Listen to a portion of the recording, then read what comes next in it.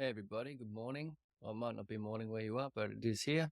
I woke up this morning, hung out with the kids for a little bit. By the time I got to a screen, I saw this headline. And I don't want to say I told you so, but Like 40 hours of work done within the same day, like be that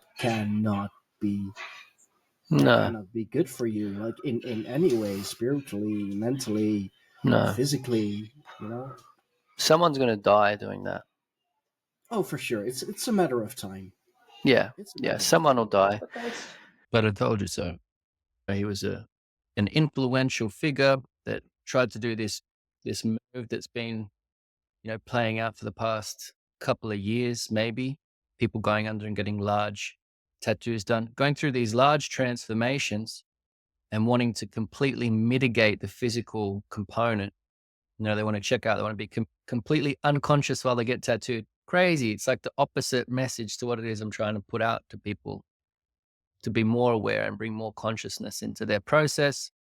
This is the blowout on the other end of the spectrum. It's just a tattoo. It doesn't mean anything. I can just have whatever I want, whenever I want it. This is point in case. So firstly, my condolences to Ricardo's family and friends. It must be really sad losing him in such a such a fashion, in such a manner. But I don't want to waste the opportunity. That's why I'm jumping on and making a quick video as I lean into this YouTube thing to hopefully bring some more awareness around what it is that happened here, and not to just let it be some shocking headline, but to actually be something that we can extract some value from. So Ricardo was stupid. He died through stupidity. And I want to unpack that a little bit. I'm not trying to be derogatory to him. The word stupid actually means to be in a stupor, which is like a haze, right? They're in a trance, they're playing part in entrancing people that follow them, and they get entranced themselves. So they do things and influence other people. What they do, their perceptions, their being inflows into the people on the other side of the screen. And they also have all of these other influences that they want to be the same as, inflowing into who they are. And they're making decisions that are irrational and dangerous and really aren't the thing that we want to be imprinting, especially the youth, especially the people that are the most impacted by these people. So when it comes to tattooing, it's meant to be a rite of passage. It's meant to be painful. It's meant to be uncomfortable. It's meant to challenge you. You're not meant to receive a whole back piece and not feel it, not even be conscious for it. One of the main mechanisms of tattooing is to move you into a different state of consciousness.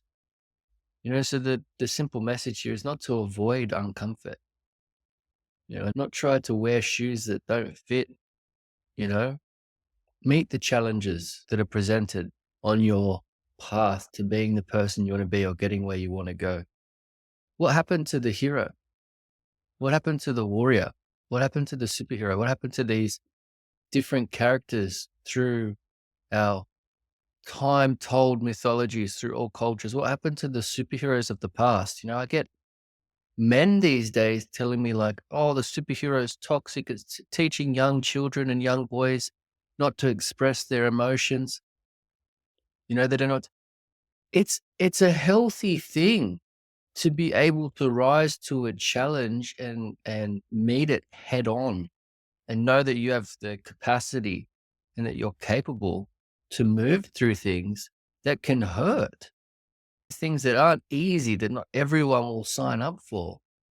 It's a positive thing. It builds character, it builds a sense of perseverance. Another thing that's just deteriorating in our modern day, the perseverance it took to even get into the tattoo industry. That's another one I want to talk about, but I won't do it today. And so just to make a comment within the way I work with people and the idea of pain and mitigating pain and how to deal with it. I used to let people use numbing cream and painkillers, and I even used them myself on a couple of occasions in an earlier stage of my tattoo career. So when I was working in custom studios and tattoo shops, it's just normal.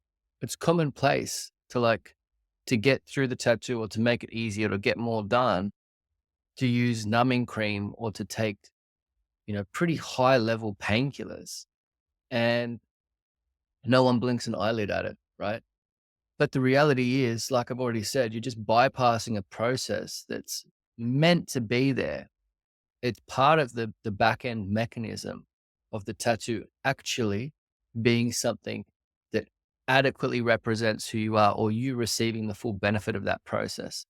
Like, if you can't sit there and endure the physical experience, if you're so averse to it, you shouldn't be getting lots of tattoos. They're probably not valuable enough for you. They don't have enough meaning. I know for myself, when I've been getting tattooed, I think my back took something like 7 years. 7 years. This guy probably tried to get it done in 7 hours. It's changed me in so many different ways. And there's been a very healthy apprehension to get on that table and get tattooed, because I know it hurts. I know it's going to cost me money. I know I got to heal on the other side of it. And so I really have to know why I want to be doing it. So you need to know your why. I think that's a big part here. It's like, if you want to get tattooed and you have an aversion to get tattooed, you probably don't know why you want to get tattooed, or you don't have a big enough why to move you into that process.